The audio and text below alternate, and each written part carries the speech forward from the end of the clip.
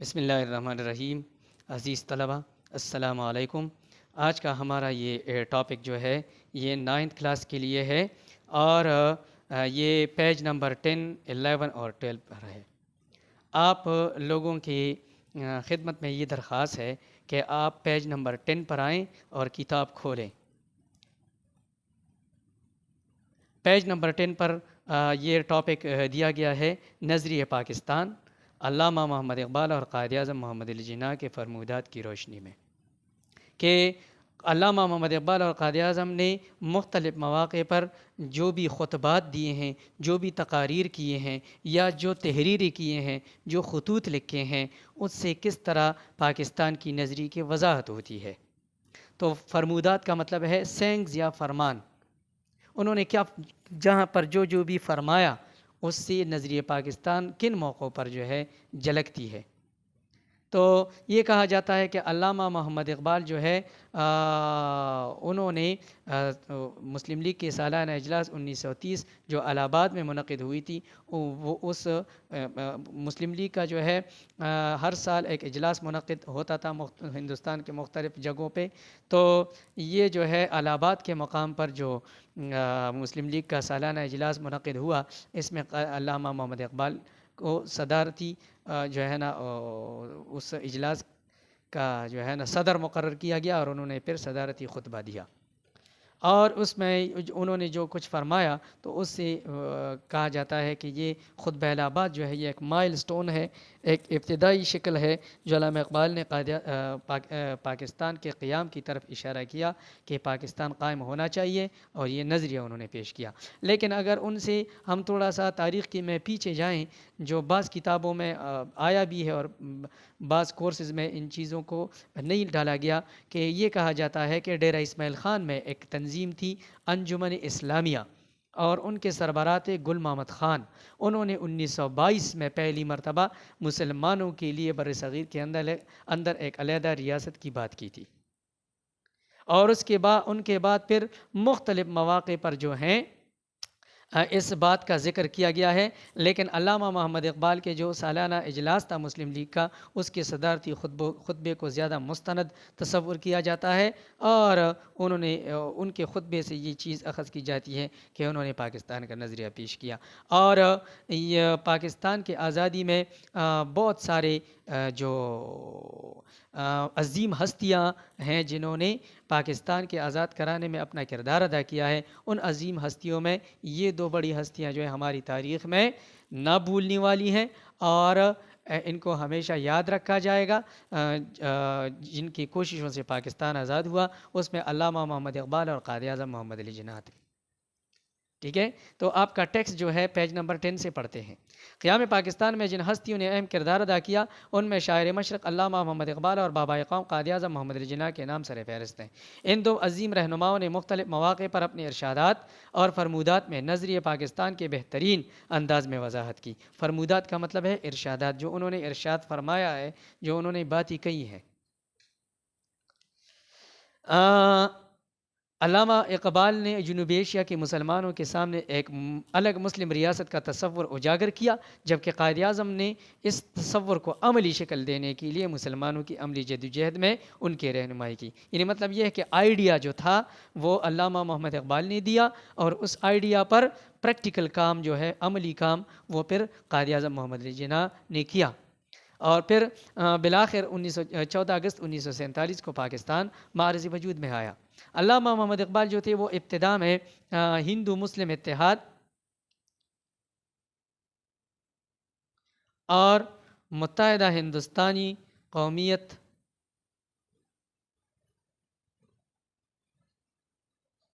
کے حامی تھے۔ اس سے پہلے آپ نے ایک اور شخصیت کے بارے میں بھی پڑھا ہے کہ وہ بھی ابتدا میں ہندو مسلم اتحاد اور متحدہ ہندوستانی قومیت کے حامی تھے، اور وہ تھے سر سید احمد خان۔ لیکن پھر 1867 میں جو اردو ہندی تنازع پیش آیا،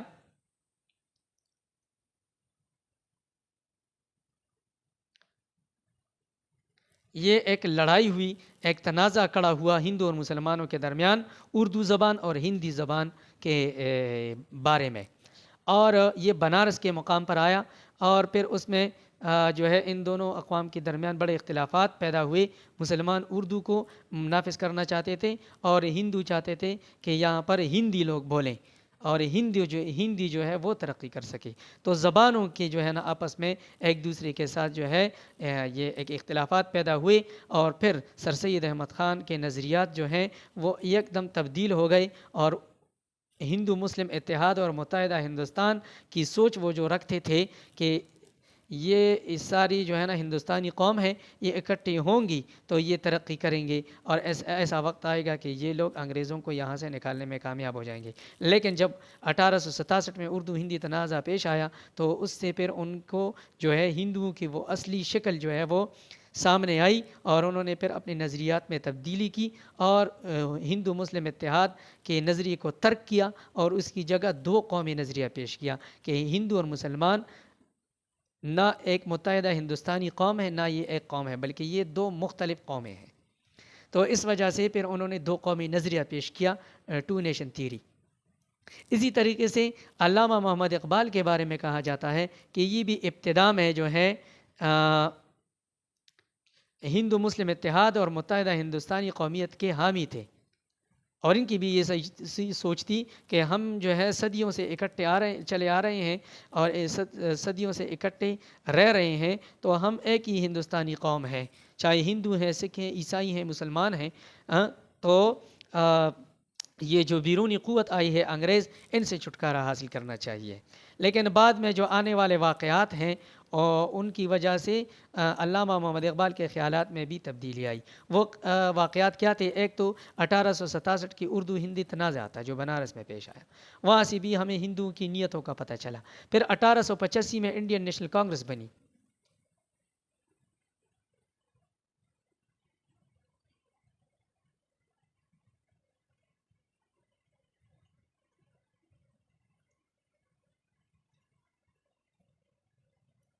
اور یہ پارٹی جب بنی تو ان کا یہ دعویٰ تھا کہ یہ تمام ہندوستان کے اندر جتنی بھی اقوام ہیں اور جتنی بھی طبقات ہیں، جتنی بھی فرقے ہیں، چاہے مسلمان ہیں، ہندو ہیں، سکھ ہیں، عیسائی ہیں، پارسی ہیں، ہندو ہیں، یہ سب کی مشترکہ جماعت ہے، اور یہ جماعت جو ہے یہ انگریزوں سے حقوق لائے گی اور ان لوگوں کے حقوق کی بات کرے گی۔ لیکن بعد میں پھر کیا ہوا؟ چونکہ یہاں پر ہندوؤں کی آبادی زیادہ تھی، لہٰذا اس پارٹی میں بھی ہندوؤں کی تعداد زیادہ تھی اور ہندوؤں کی اکثریت تھی، تو ان ہندو اکثریت کا غلبہ جو ہے اس پارٹی پر رہا اور اس کی پالیسیوں پر رہا۔ اس وجہ سے اس پارٹی کی جو پالیسیاں تھیں وہ صرف ہندوؤں کے فائدے کی بات کرتی تھیں، اور دوسرے فرقوں کو انہوں نے نظر انداز کیا تھا، تو اس وجہ سے بھی مسلمانوں میں جو ہے مایوسی پھیل گئی، اور مسلمانوں کے جذبات مجروح ہوئے، اور ان کی جو انڈین نیشنل کانگریس تھی ان کے لیڈروں کی وہ جو نیت تھی وہ سامنے آ گئی کہ یہ مسلمانوں کی کبھی بھی خیر خواہ نہیں ہے۔ اس طرح 1905 میں جب انگریز حکومت نے بنگال کو بڑا صوبہ تھا اور انہوں نے تقسیم کرنا چاہا، تو اس میں جو مشرقی حصہ تھا، مشرقی بنگال، اس میں مسلمانوں کی تعداد زیادہ تھی، اور تقسیم ہونے کے بعد وہاں جو مشرقی بنگال میں رہنے والے مسلمان تھے وہ ترقی کرنے لگے، اور وہ ترقی کانگریس سے برداشت نہیں ہوئی، اور انہوں نے جو ہے انگریز حکومت کے خلاف احتجاج کیا اور انگریز حکومت پر دباؤ ڈالا کہ بنگال کی تقسیم کا یہ فیصلہ جو ہے یہ واپس لیا جائے۔ تو وہ دباؤ ڈالتے رہے، اور پھر 6 سال بعد انگریز حکومت 1911 میں اس بات پر مجبور ہوئی کہ وہ یہ فیصلہ واپس لے لیں، اور اس طرح 1911 میں تقسیم بنگال کا فیصلہ جو تھا وہ منسوخ کیا گیا، اور بنگال دوبارہ ایک صوبہ بن گیا۔ تو وہاں سے بھی ہمیں کانگریس کی نیتوں کا پتہ چلا کہ ان لوگوں سے مسلمانوں کی ترقی برداشت نہیں ہوتی، اور یہ مسلمانوں کو آگے جانے دینا نہیں چاہتے۔ اسی طریقے سے 1906 میں جب ہمارے مسلمانوں کا ایک وفد جو ہے وہ شملہ گیا تھا لارڈ منٹو سے ملنے کہ ہمارے کچھ مطالبات ہیں وہ مان لیں، اور اس میں ایک اہم مطالبہ جو تھا وہ جداگانہ انتخابات کا حق تھا۔ تو یہ مانگا اور انہوں نے وائسرائے نے ان کو یقین دہانی کرائی کہ آپ کے یہ مطالبات مان لیے جائیں گے. تو اس سے بھی جو ہے نا کانگریس کو بہت غصہ آیا اور انہوں نے کہا کہ انگریزوں یعنی مسلمانوں جو ہے نا مسلمانوں کا کیا کام ہے کہ یہ جائیں اور وائسرائے سے اپنے لیے علیحدہ جداگانہ انتخابات کا حق جو ہے وہ مانگے. تو اس سے بھی ان کو بڑی تکلیف پہنچی. تو اس وجہ سے ہمیں یہ سارا بیک گراؤنڈ جو ہمارے پاس پڑا تھا، اس وجہ سے پھر 30 دسمبر 1906 کو مسلمانوں نے اپنے لیے علیحدہ جماعت آل انڈیا مسلم لیگ قائم کی. تو یہ جو ہے یہ اصل میں آپ کے ٹاپک میں یہ ہے کہ علامہ اقبال پہلے ابتدا میں ہندو مسلم اتحاد کے حامی تھے، لیکن بعد میں جو آنے والے واقعات تھے وہ کون سے تھے؟ وہ 1867 کی اردو ہندی تنازع تھا، 1885 میں انڈین نیشنل کانگریس کا قیام اور پھر ان کی ہندو نواز پالیسیاں اور دوسروں کو نظر انداز کرنا، 1905 میں تقسیم بنگال پر جو ہے ان لوگوں کا واویلا کھڑا کرنا اور احتجاج کرنا اور اس فیصلے کو واپس لینے کے لیے حکومت پر دباؤ ڈالنا، اور پھر 1906 میں جو ہماری وفد گئی تھی جداگانہ انتخابات کے حقوق کے لیے، اس کو ان تنقید کا نشانہ بنانا. ان تمام واقعات سے ہمیں پتہ چلا کہ یہ لوگ مسلمانوں کے ساتھ مخلص نہیں ہیں. تو ٹاپک میں 3 نمبر پیج پر آپ آئیں. علامہ محمد اقبال. سر سید احمد خان کی طرح علامہ محمد اقبال بھی ابتدا میں ہندو مسلم اتحاد اور متحدہ ہندوستانی قومیت کے زبردست حامی تھے، مگر بعد میں پیش آنے والے حالات و واقعات کے تناظر میں انہوں نے برصغیر پاک و ہند کے مسلمانوں کے لیے ایک الگ ریاست کا تصور پیش کیا. 1930 میں الہ آباد کے مقام پر مسلم لیگ کے سالانہ اجلاس میں اپنا صدارتی خطبہ دیتے ہوئے انہوں نے فرمایا. تو صدارتی خطبہ دیتے ہوئے علامہ اقبال نے کیا فرمایا تھا؟ وہ انورٹڈ کاماز میں بند ہیں، یہ علامہ اقبال کے اپنے الفاظ ہیں.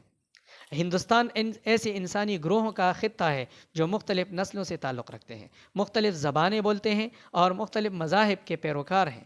یورپی طرز جمہوریت کے اصول ہندوستان میں رائج نہیں کیے جا سکتے، اس لیے مسلمانوں کا یہ مطالبہ کہ ہندوستان میں ایک مسلمان ریاست قائم کی جائے مکمل طور پر جائز ہے. انہوں نے وضاحت کی کہ ہندوستان کوئی ایسا علاقہ نہیں ہے کہ اس میں ایک مذہب کے لوگ ہیں اور ایک زبان بولنے والے لوگ ہیں. یہ تو کثیر النسلی، کثیر اللسانی، کثیر الطبقاتی اور کثیر المذاہبی علاقہ ہے. یہ پورا ہندوستان جو ہے یہ کثیر النسلی، کثیر اللسانی، کثیر الاقوامی خطہ ہے. تو اس وجہ سے اس کو ایک قوم کا نام دے کر پھر یہاں پر متحدہ ہندوستان میں ایک حکومت بنانا اور یہاں پر جو ہے جو مغربی طرز جمہوریت ہے یورپ کا یہاں پر لاگو کرنا، یہ زیادتی ہے. تو اس وجہ سے جو مسلمان علیحدہ مملکت کا جو مطالبہ کر رہے ہیں وہ درست ہے. اچھا، پھر خطبہ الہ آباد میں ہی علامہ اقبال نے مسلمان ریاست کا تصور ان الفاظ میں پیش کیا. پیج نمبر 11 پر آپ آئیں. ان کے الفاظ ہیں کہ میری خواہش ہے کہ پنجاب صوبہ سرحد یعنی خیبر پختونخوا، سندھ اور بلوچستان کو ملا کر ایک ریاست بنا دیا جائے. یہ شمال مغربی علاقوں کے مسلمانوں کی تقدیر بن چکا ہے. دیکھیں ہندوستان کا نقشہ کچھ اس طرح تھا کہ یہ پاکستان ہے اور یہ پورا بھارت تھا اور یہاں پر مشرقی بنگال کا مشرقی حصہ تھا. تو یہ جو ہے یہ ہندوستان کا شمال ہے، یہ جنوب ہے، یہ مشرق ہے اور یہ مغرب ہے. تو یہ چاروں صوبے سرحد پنجاب، سندھ اور بلوچستان، یہ شمال مغرب ہے. اور بنگال کا جو مشرقی حصہ تھا جہاں پر مسلمان تھے، یہ علاقہ یہ شمال مشرق ہے. تو انہوں نے کہا کہ آج ہو، 20 سال بعد ہو، 30 سال بعد ہو، 50 سال بعد ہو، 100 سال بعد ہو، لیکن جو یہاں پر یہ مسلم اکثریتی صوبے ہیں صوبہ سرحد پنجاب، سندھ اور بلوچستان، کسی نہ کسی ایک دن ایسا آئے گا کہ یہ لوگ اپنی علیحدہ ریاست حاصل کرنے میں کامیاب ہو جائیں گے. اور اس طرح پھر علامہ اقبال تو 1938 میں وفات پا گئے تھے، لیکن ان کے وفات کے 9 سال بعد 1947 میں پاکستان مسلمانوں کو ملا. پھر آتے ہیں قائد اعظم محمد علی جناح کے فرمودات کی طرف کہ نظریہ پاکستان کی وضاحت وہ اپنے الفاظ میں کس طرح کرتے ہیں.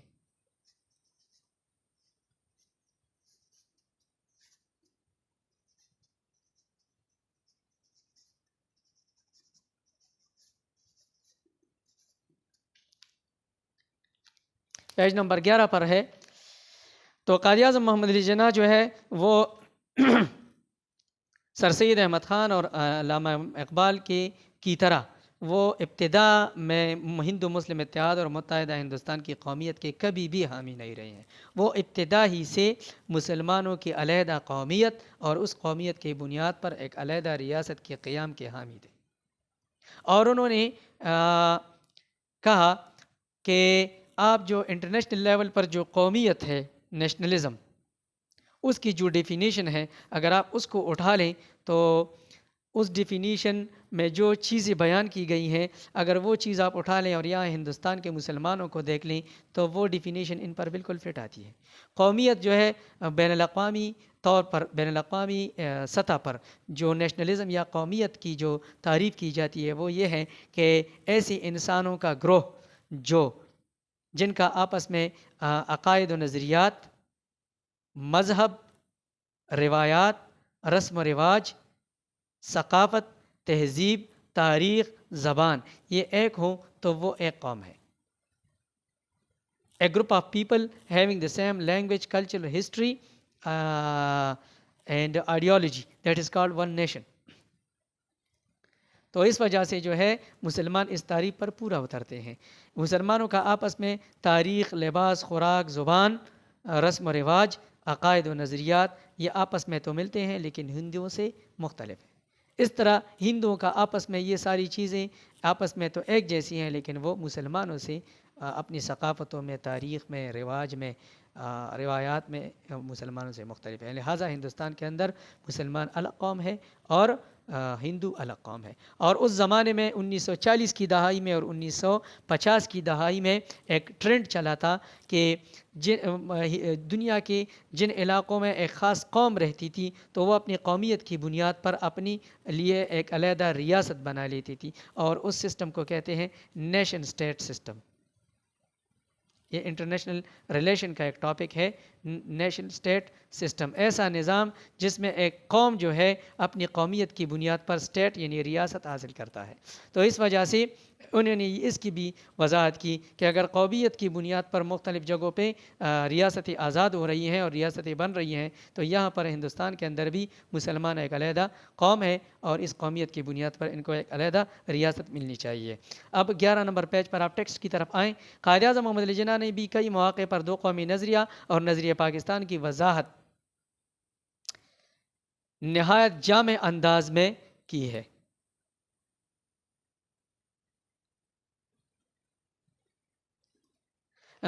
جامع الفاظ میں کی. وہ دو قومی نظریے کے زبردست حامی تھے کہ دو قومی نظریہ ٹھیک ہے، مسلمان الگ قوم ہے، ہندو الگ قوم ہے، اور مسلمانوں کی الگ قومیت پر یقین رکھتے تھے. دو قومی نظریے کی وضاحت کرتے ہوئے آپ نے فرمایا، کیا فرمایا؟ انورٹڈ کاماز میں ہے. آپ لفظ قوم کی کوئی بھی تعریف کریں، اس کی روسی مسلمان ایک الگ قوم ہے، وہ اس بات کا حق رکھتے ہیں کہ اپنی مملکت قائم کریں. جب وہ قومیت کی تعریف پر پورا اترتے ہیں، ایک علیحدہ قوم ہونے کی حیثیت ہے ان کی، تو اس وجہ سے ان کو ایک علیحدہ ریاست ملنی چاہیے. 23 مارچ 1940 کو لاہور میں مسلم لیگ کی تاریخی اجلاس میں اپنے صدارتی خطبے میں انہوں نے فرمایا.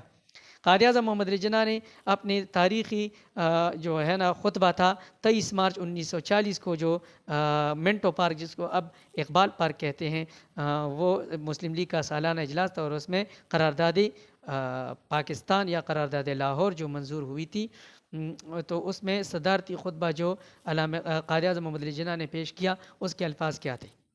اس کے الفاظ یہ ہیں جو انورٹڈ کاماز میں 11 نمبر پیج پر ہیں. ہندو مت اور اسلام صرف دو مذاہب ہی نہیں بلکہ دو جداگانہ سماجی نظام ہے. یہ دو مختلف سماجی یعنی معاشرتی نظام ہے. ہندوؤں کا الگ معاشرہ ہے اور مسلمانوں کا الگ، ان کے الگ الگ سسٹمز ہیں، سوشل سسٹمز ہیں. اس لیے یہ تصور محض خواب ہی سمجھنا چاہیے کہ مسلمان اور ہندو کبھی ایک مشترکہ قوم کی حیثیت اختیار کر سکیں گے. یہ تو دو مذاہب صرف نہیں ہیں، یہ دو الگ سوشل سسٹمز ہیں. ہندوؤں کا الگ سوشل سسٹم ہے، مسلمانوں کا الگ ہے. ہندو اور مسلمانوں کا تعلق دو الگ الگ تہذیبوں سے ہے. ان کی تہذیبیں الگ ہیں جن کی بنیاد پر ایسے خیالات اور نظریات پر رکھی گئی ہے جو ایک دوسرے کی ضد ہیں. مسلمانوں کی الگ تہذیب ہے اور ان کی بنیاد اللہ تعالیٰ کی وحدانیت ہے. پیارے نبی صلی اللہ علیہ وسلم کی خاتم النبیین ان کو سمجھا جاتا ہے. ختم نبوت پر ان لوگوں کا ایمان ہے اور اسلام ان کا ایک مکمل ضابط حیات ہے، جبکہ ہندوؤں کا ضابط حیات ان کے اپنی کتاب اور علوم کے مطابق علیحدہ ہے. اس وجہ سے ان کے نظریات ایک دوسرے کے بالکل ضد ہیں۔ ہندو بہت سارے خداؤں پر یقین رکھتے ہیں، مسلمان ایک خدا پہ یقین رکھتے ہیں۔ بہت ساری چیزیں انہوں نے اپنے اوپر حرام کی ہیں جو حلال ہیں، اور بہت ساری چیزیں ایسے ہیں جو حلال ہیں انہوں نے اپنے اوپر حرام کی ہیں۔ بہت ساری چیزیں ایسی ہیں جو حرام ہیں لیکن انہوں نے اپنے لیے حلال قرار دی ہیں۔ تو یہ ایک دوسرے سے بالکل ضد ہیں، اپوزٹ ڈائریکشن میں یہ جو ہے یہ ہندو اور مسلمان جاتے ہیں۔ قائد اعظم نے گاندھی کے نام لکھے گئے ایک خط میں مسلمانوں کی الگ قومی شناخت کے حوالے سے لکھا۔ اس خط کا متن جو ہے وہ پیج نمبر 12 پر دیا گیا ہے۔ ہم مسلمان اپنی تابندہ تہذیب و تمدن کے لحاظ سے ایک قوم ہے۔ ہمارا ایک تابندہ اور روشن تہذیب و تمدن ہے۔ ہم اس تہذیب کے فالوورز ہیں۔ زبان و ادب، فنون لطیفہ، فن تعمیر، قانون و اخلاق، رسم و رواج، تاریخ، روایات و رجحانات اور مقاصد، ہر حوالے سے ہمارا اپنا انفرادی نقطۂ نظر اور فلسفہ حیات ہے۔ ہمارا فلسفہ حیات الگ ہے۔ ہمارے زندگی کا فلسفہ آپ لوگوں سے، ہندوؤں سے الگ ہے۔ ہمارا آپ فن تعمیر دیکھیں، فنون لطیفہ دیکھیں تو وہ آپ لوگوں سے مختلف ہیں۔ ہمارے جو تاریخی عمارات ہیں آپ ان کو دیکھیں، مسلمانوں کے ہاتھوں کے جو بنے ہیں ان کی ڈیزائن ایک طرح کے ہیں، ان کے اپنے جو ہیں مساجد ہیں، ان میں مدارس ہیں، اور اس طریقے سے جو ہندوؤں کے بنائی ہوئی چیزیں ہیں وہ علیحدہ ہیں۔ تو اس طریقے سے ہمارے سب چیزیں ایک دوسرے سے، قوانین ہمارے ایک دوسرے سے مختلف ہیں۔ اچھا، قیام پاکستان کے بعد قائد اعظم نے نظریہ پاکستان اور تحریک پاکستان کی وضاحت ان الفاظ میں کی۔ وہ کیا الفاظ تھے؟ ہمارا نصب العین یہ تھا کہ ہم ایک ایسی ریاست کو وجود میں لائیں جہاں ہم آزاد انسانوں کی طرح رہ سکیں۔ ہمارا نصب العین اور ہمارا مقصد اور ہمارا جو آبجیکٹو تھا وہ یہ تھا کہ ہم ایسی ریاست بنائیں جس میں ہم آزاد رہ سکیں، کسی کا دباؤ نہ ہو، اور وہاں پر اسلامی قوانین نافذ ہوں، جو ہماری تہذیب کی روشنی میں ترقی کر سکے۔